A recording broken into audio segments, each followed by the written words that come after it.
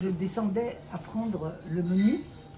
Le dîner était déjà commencé et Françoise, commandante aux forces de la nature devenues ses aides, comme dans les féeries où les géants se font engager comme cuisiniers, frappait la houille, donnait à la vapeur des pommes de terre à étuver et faisait finir à point par le feu les chefs-d'œuvre culinaires d'abord préparés dans des récipients de céramistes qui allaient des grandes cuves, marmites, chaudrons et poissonnières, aux terrines pour le gibier, moules à pâtisserie et petits pots de crème, en passant par une collection complète de casseroles de toutes dimensions. Je m'arrêtais à voir sur la table, où la fille de cuisine venait de les écosser, les petits pois alignés et nombrés comme des billes vertes dans un jeu. Mais mon ravissement était devant les asperges, trempées d'outre-mer et de rose, et dont l'épi finement pignoché de mauve et d'azur se dégrade insensiblement jusqu'aux pieds, encore souillés pourtant du sol de leur plan, par des irisations qui ne sont pas de la terre.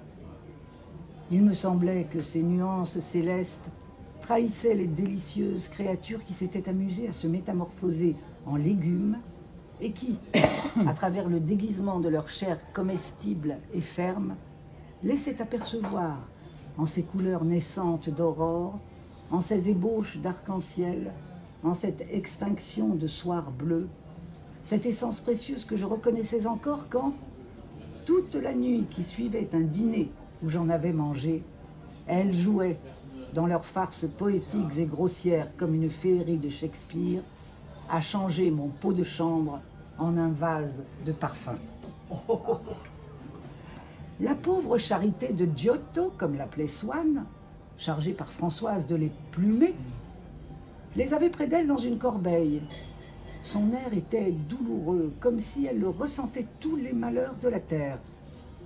Et les légères couronnes d'azur qui saignaient les asperges au-dessus de leur tunique de rose étaient finement dessinées, étoile par étoile, comme le sont dans la fresque les fleurs bandées autour du front piqué dans la corbeille de la vertu de Padoue. Et cependant, Françoise tournait à la broche un de ses poulets, comme elle seule savait en rôtir, qui avait porté loin d'encombrer l'odeur de ses mérites et qui, pendant qu'elle nous les servait à table, faisait prédominer la douceur dans ma conception spéciale de son caractère. L'arôme de cette chair qu'elle savait rendre si onctueuse et si tendre, n'étant pour moi que le propre parfum d'une de ses vertus. Mais le jour où, pendant que mon père consultait le conseil de famille sur la rencontre de Legrandin, je descendis à la cuisine, était un de ceux où la charité de Giotto, très malade de son accouchement récent, ne pouvait se lever. Françoise, n'étant plus aidée, était en retard. Quand je fus en bas, elle était en train, dans l'arrière-cuisine qui donnait sur la basse-cour, de tuer un poulet qui, par sa résistance désespérée et bien naturelle, mais accompagnée par Françoise hors d'elle, tandis qu'elle cherchait à lui fendre le cou sous l'oreille, des cris de « mettait la sainte douceur et l'onction de notre servante un peu moins en lumière qu'il n'eût fait au dîner du lendemain par sa peau brodée d'or comme une chasuble et son jus précieux égoutté d'un ciboire. Quand il fut mort, Françoise recueillit le sang qui coulait, sans noyer sa rancune, eut encore un sursaut de colère et, regardant le cadavre de son ennemi, dit une dernière fois « Je remontai tout tremblant. J'aurais voulu qu'on mît Françoise tout de suite à la porte, mais qui m'eût fait des boules aussi chaudes, du café aussi parfumé, et même ces poulets. Et en réalité, ce lâche calcul, tout le monde avait eu à le faire comme moi. Car ma tante Léonie savait, ce que j'ignorais encore, que Françoise, qui, pour sa fille, pour ses neveux, aurait donné sa vie sans une plainte, était pour d'autres êtres d'une dureté singulière. Malgré cela, ma tante l'avait gardée, car si elle connaissait sa cruauté, elle appréciait son service. Je m'aperçus peu à peu que la douceur, la componction, les vertus de Françoise cachaient des tragédies d'arrière-cuisine, comme l'histoire découvre que les règnes des rois et des reines, qui sont représentés les mains jointes dans les vitraux des églises, furent marqués d'incidents sanglants. Je me rendis compte qu'en dehors de ceux de sa parenté, les humains excitaient d'autant plus sa pitié par leur malheur qu'ils vivaient plus éloignés d'elle. Les torrents de larmes qu'elle versait en lisant le journal sur les infortunes des inconnus se tarissaient vite si elle pouvait se représenter la personne qui en était l'objet d'une façon un peu précise. Une de ces nuits qui suivirent l'accouchement de la fille de cuisine, celle-ci fut prise d'atroces coliques. Maman l'entendit se plaindre, se leva et réveilla Françoise qui, insensible, déclara que tous ces cris étaient une comédie qu'elle voulait faire la maîtresse.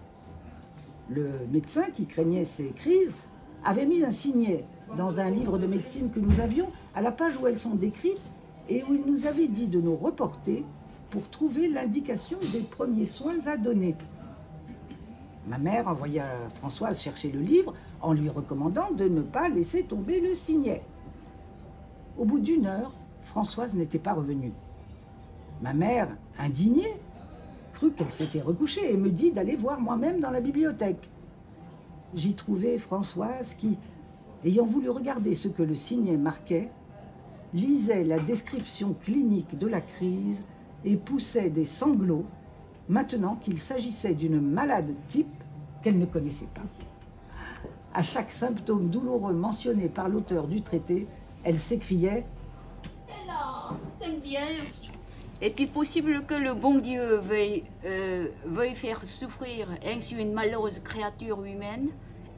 La pauvre !» Mais dès que je l'eus appelée et qu'elle fut revenue près du lit de la charité de Giotto, ses larmes cessèrent aussitôt de couler. Elle ne put reconnaître ni cette agréable sensation de pitié et d'attendrissement qu'elle connaissait bien et que la lecture des journaux lui avait souvent donné, ni aucun plaisir de même famille dans l'ennui et dans l'irritation de s'être levée au milieu de la nuit pour la fille de cuisine et à la vue des mêmes souffrances dont la description l'avait fait pleurer. Elle n'eut plus que des ronchonnements de mauvaise humeur, même d'affreux sarcasmes, disant, quand elle crut que nous étions partis et ne pouvions plus l'entendre, « Elle n'avait qu'à ne pas faire ce qu'il fallait pour ça. Ça lui a fait plaisir qu'elle ne fasse pas de manière maintenant. Faut-il tout de même qu'un garçon ait été abandonné du bon Dieu pour aller avec ça? Ah, c'est bien comme on disait dans le patois de ma pauvre mère. Qui du cul dans le chien?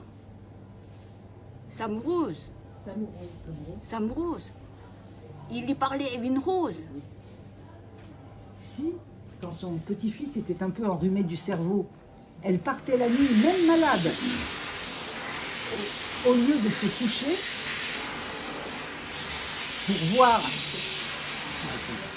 pour voir s'il n'avait besoin de rien, faisant 4 lieues à pied avant le jour afin d'être rentrée pour son travail. En revanche, ce même amour des siens et son désir d'assurer la grandeur future de sa maison se traduisait dans sa politique à l'égard des autres domestiques par une maxime constante qui fut de n'en jamais laisser un seul s'implanter chez ma tante, qu'elle mettait d'ailleurs une sorte d'orgueil à ne laisser approcher par personne, préférant, quand elle-même était malade, se relever pour lui donner son eau de Vichy plutôt que de permettre l'accès de la chambre de sa maîtresse à la fille de cuisine. Et comme cet hyménoptère observé par Fabre, la guêpe fouisseuse, qui, pour que ses petits, après sa mort, aient de la viande fraîche à manger, appelle l'anatomie au secours de sa cruauté, et, ayant capturé les charançons et les araignées, leur perce avec un savoir et une adresse merveilleux le centre nerveux d'où dépend le mouvement des pattes, mais non les autres fonctions de la vie, de façon que l'insecte paralysé près duquel elle dépose ses œufs fournisse aux larves, quand elles écloront, un gibier docile, inoffensif, incapable de fuite ou de résistance, mais nullement faisandé.